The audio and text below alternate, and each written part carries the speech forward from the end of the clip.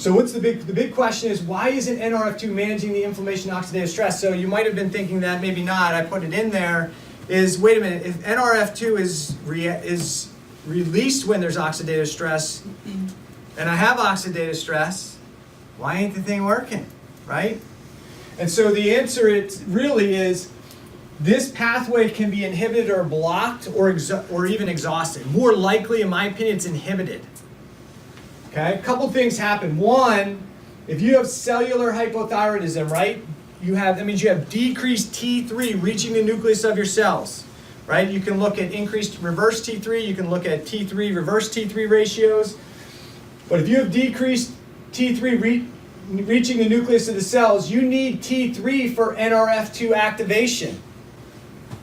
So if your patients complain, I'm tired, fatigued, my bowels don't move, my skin's dry, they probably have cellular hypothyroidism going on, they're going to struggle with NRF2 activation. And in the short run, when you have an acute cell danger response, that's kind of, this whole decreased T3 thing is kind of a normal part for acute stress. Why?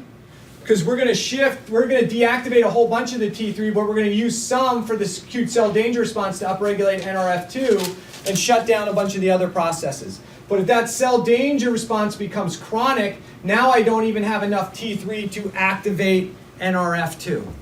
The other thing that you do, you get things like NAC that blocks NRF2 from moving into the nucleus. So I know I've done this, is giving people a bunch of NAC, hey, let's try and support glutathione production, and they don't feel good. And I'm like, I read this, I went to the seminar, said it should work, and it doesn't work. What's going on? Hey, it blocks NRF2. And if it blocks NRF2, it blocks the natural detoxification and natural antioxidant system, okay? And then our good friend NF-kappa B, which is typically activated by things like lipopolysaccharides, some of the inflammatory cytokines, can create inhibition of what NRF2 can do. So it can block it. One of the things that can happen too is KEAP1 can be by a piece of this NF-kappa B, I think it's called P65, which is a piece of this NRF2 or of NF-kappa B, actually helps pull KEAP1 back into the nucleus. Remember, KEAP1 is what binds to NRF2 to keep it inactive. And so P65 from too much NF-kappa B pulls the KEAP1 into the nucleus, essentially shutting the NRF2 down inside the nucleus. Okay, shutting the whole system down. So in a homeostatic or basal state, KEAP1 inhibits NRF2, and so all those active antioxidant response genes, they're not fired up. We're not pumping out all these things.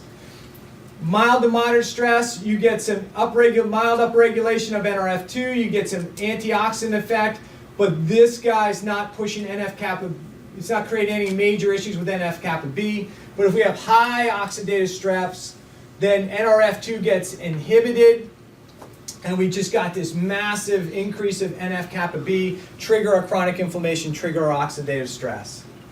So is there a way to upregulate NRF2? And we talked about a couple of things. A simple way to increase NRF2 is mild to moderate exercise. Easy. Many of our patients can't do it, but it's good to try and get them active and mobile. We could do calorie restriction. So, calorie restricted, intermittent fasting, time restricted eating, really good for many patients.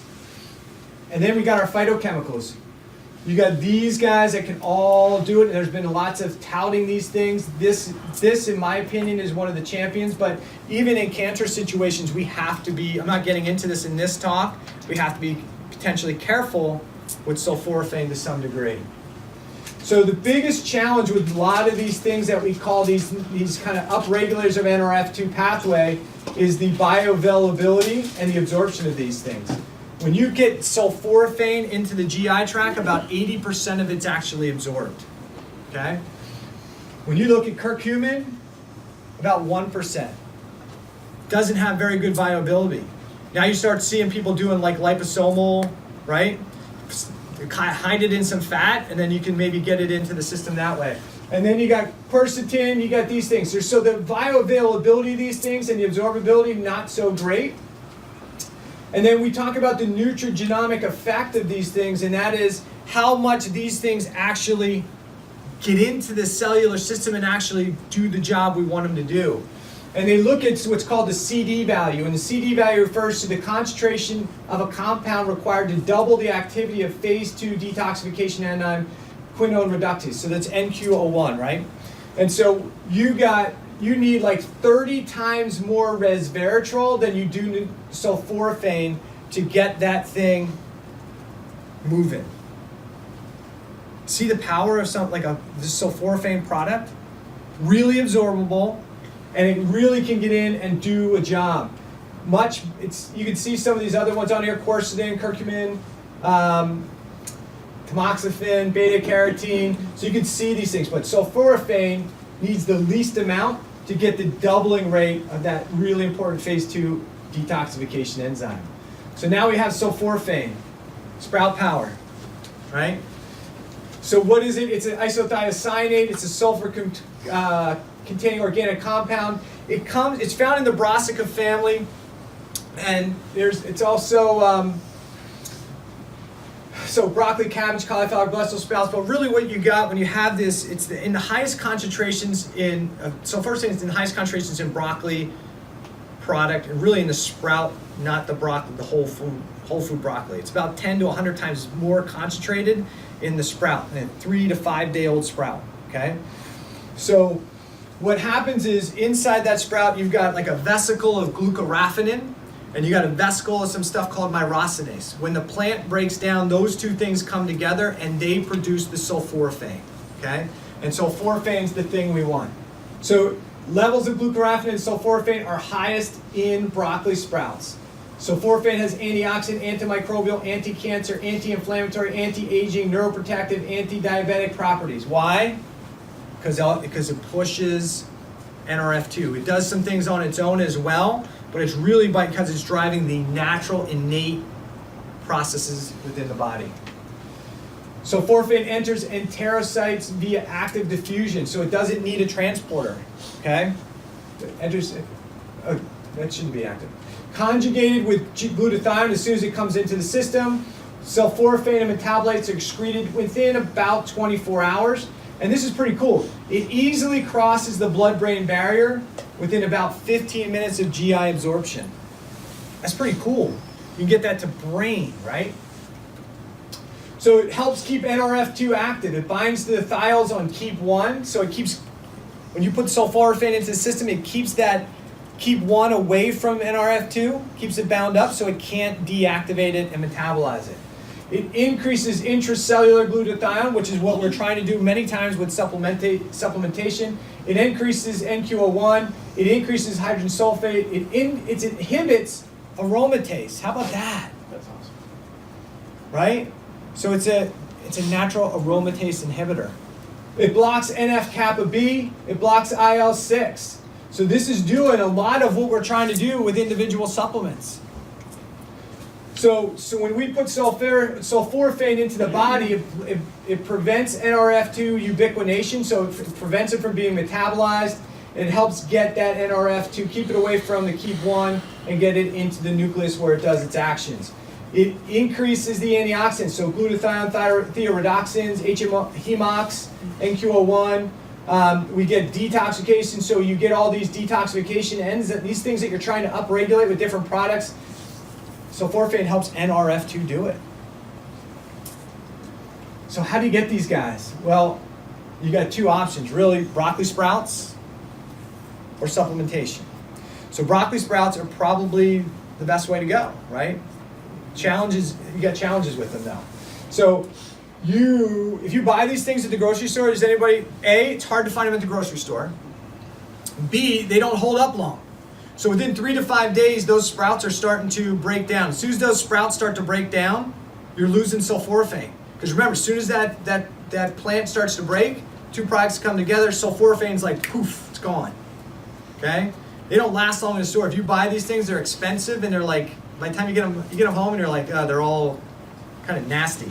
You can grow them relatively inexpensive in your kitchen if you want. Get a couple mason jars, get some organic seeds, grow them in there. In about 3 to 5 days, you will have a jar of broccoli sprouts. And just eat these on everything. And I try and get my patients to grow them on their own. But you know patients just like I do, guess what they don't want to do? The easy stuff, right? They don't want to change their diet, they don't want to grow broccoli sprouts. So that's really one of the best ways to do it. And so if you grow these things at home, or you try and get your patients to grow them, somewhere a quarter, half a jar of those broccoli sprouts, just pull them out, just throw them on your food. Whatever you're eating them on, just throw them in there. Chomp them down, eat them raw. You can throw them in your smoothie.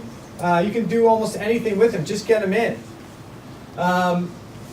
The other option is supplements, and that was the problem that I had, was trying to find what I thought was a good, clean product.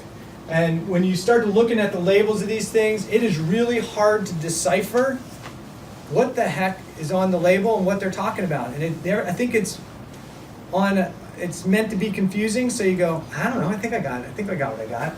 So they're not, all supplements are not created equal. Most use broccoli sprout extract, and here's a big problem. If you use a broccoli sprout extract and it's heat extracted, they probably killed off all the myrosinase. The heat, if it goes over, I think it's 70 degrees Celsius, kills all the myrosinase. So most of the things that say broccoli sprout extract will say sulforaphane glucosinolates. It's the glucoraphanin. There's no myrosinase. So how is that? Remember, you need the glucoraphanin and you need the myrosinase to activate it. So if you're just taking glucoraphanin without the enzyme, you may not activate it. What most people will say is don't worry about it, because your gut flora, some of your bacteria will make enzyme to convert that into sulforaphane for you. Well, that's if you have the right strains of bacteria. But are most of the people you're coming to see you that are sick have the right strains of bacteria in their gut? Probably not.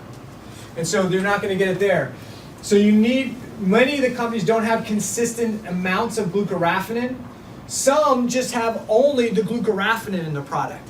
And I think there's a problem with that. If we just take one little piece of it, there's some other benefits to the rest of the stuff that's in that broccoli seed extract. So I think the whole plant is probably more beneficial than just the glucoraphanin on its own.